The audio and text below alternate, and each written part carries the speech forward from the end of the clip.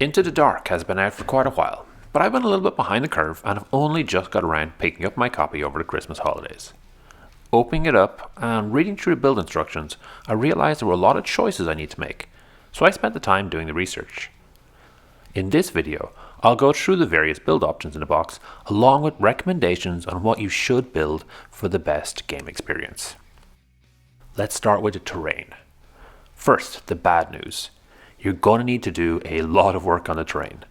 The design has tabs that fit into slots, but the fit is tight and it can be a pain in the ass getting them in and out. And this is before you get around to painting them. After clipping out the parts from the sprue and completing the assembly required, it's worth spending the time filing down the tabs so the connections aren't as tight. Once you get around to painting them, blue tack or tape off the tabs and slots. Adding paint would just make them a little tighter and it'll end up rubbing off anyway. We're looking for loose connections. These are chunky parts and they aren't going to float around. They'll also have a cap piece in place keeping the whole thing secure.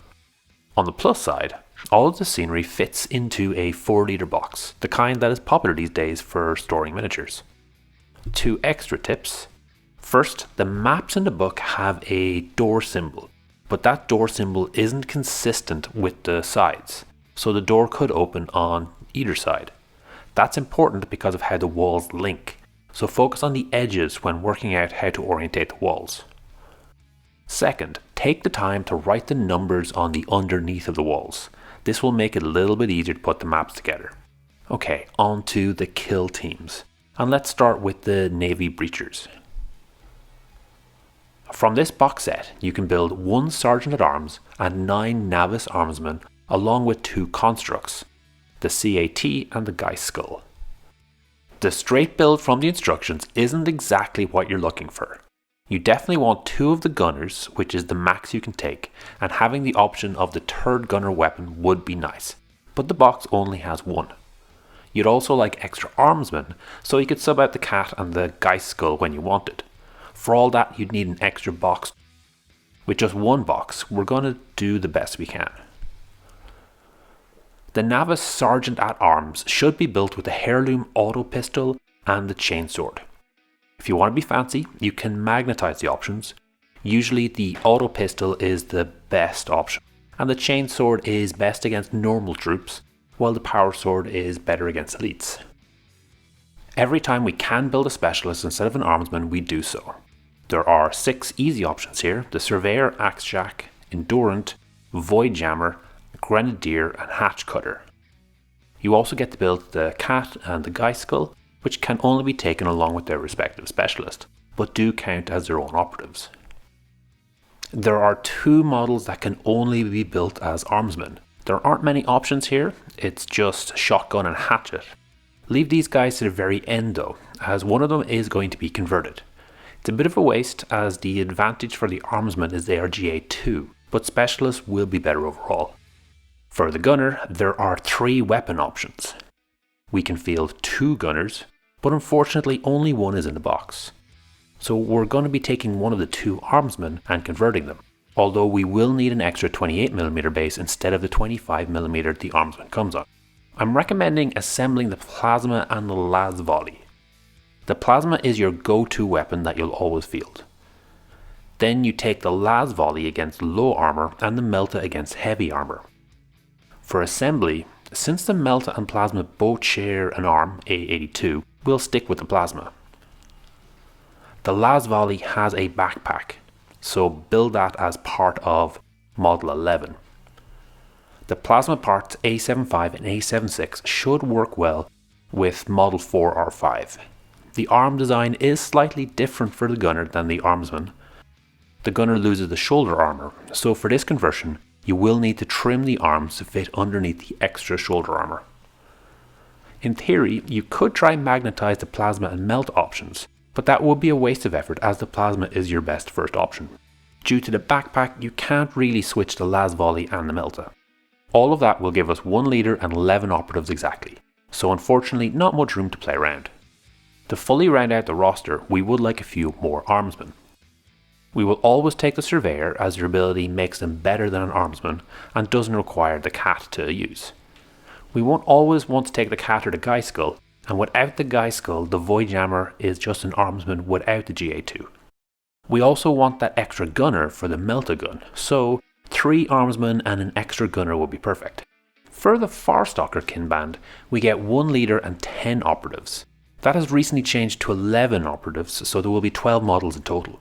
We can have 1 of each of the specialists, apart from the hounds, who we can have 2, and the warriors, who we can have as many as we like. As with most kill teams, we're going to be taking as many of the specialists as we can.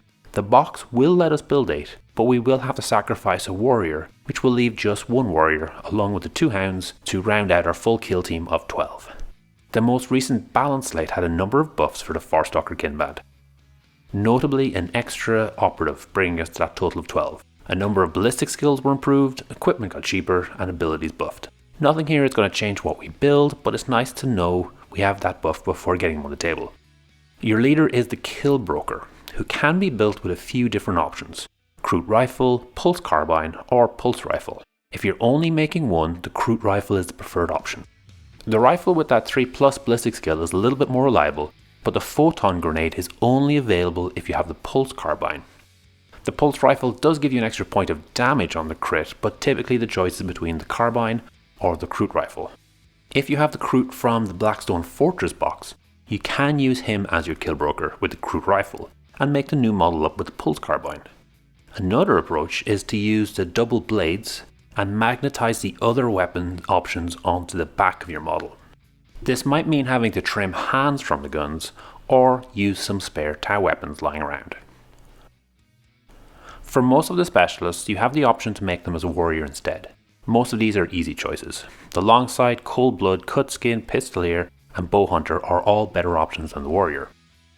2 of the models only have warrior options. We're only going to make 1 of these in the end, so I'd recommend keeping these until the very end so you can pick out the one that'll work best. Crute warriors can have scatter guns or rifles. We're going to build a scatter gun. It's more reliable with the 3+ ballistic skill, which will end up doing better damage. Unlike the rifles, they can't take special ammo and do have a range limit. A bigger reason to take them is if we want more rifles, we can pick up a box of Crute Carnivores from the 40k range. Model 19 is the Stalker and the Tracker. This one is a bit of a dilemma, as you'd like to be able to make both models. My recommendation is to make the Tracker, but use the Stalker parts to turn a Crute Warrior into a Stalker. If you want to go a little further with the Tracker, the bird, the Pekra, is placed as a token on the board. Now, the Pekra on the model is a single piece, so you can leave it off the Tracker model, and if you have some suitable bits, you can stick the Pekra's perch onto some rubble to make it a token. Model 22 is the Gunner, who has the option between 2 weapons, the Dvorgite Skinner or the Londaxi Tribalist. The right arm of the gun is the only difference, so you could magnetize it and have both options. That said, I have no idea which gun is the Skinner and which is the Tribalist based on the models or indeed the instructions. So I'd suggest build whatever you think looks coolest and play it with the weapon stats you prefer. The Skinner does pack more punch, but the Tribalist does have better range. Last up, we have the 2 Crute Hounds. No options, just good doggos. Again, 1 leader and 11 operatives. To round out the options here, we just need more Crute Warriors.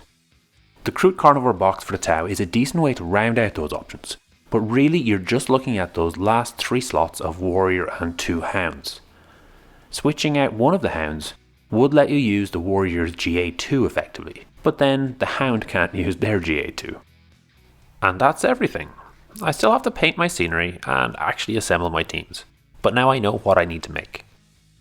I'm really looking forward to getting this box finished, as the 2 teams look like a really good pair. The Navis are considered one of the better teams out there, and up until a recent buff the Crute were a bit weak, but hopefully the recent changes will improve that. I figure I'll play the Crute and I'll give the Navis to a friend who maybe isn't as familiar with Kill Team. The recent White Dwarf 482 also has some narrative missions for these 2 kill teams, which look like a lot of fun. Thanks for making it all the way to the end. Hopefully you enjoyed this video. Each week I put up a new video talking about one of Games Workshop's specialist games. The goal is always to try and make the best possible 2-player experience. If this is something you'd find interesting, please subscribe to the channel and comment to let me know what you'd like to see in future.